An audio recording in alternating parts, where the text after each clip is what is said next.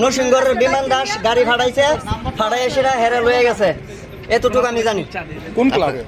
ভারতরত্ন সংঘ। Secretary হইছে আমার husband, এই নতুন হইলো এই লিগা হ্যাঁ এই রেশে সিবিডব্লিউ নিয়ে আমার স্বামী হাজবেন্ড দখল করে, তার লিগা রাজু বর্মন, বিমান দাস, এই 5 জন লোক সবাই মিলে আমার হাজবেন্ড যুক্তি করে মারছে, লুক নিয়ে মারছে। কি মনে হয় ক্লাবের দিকে কি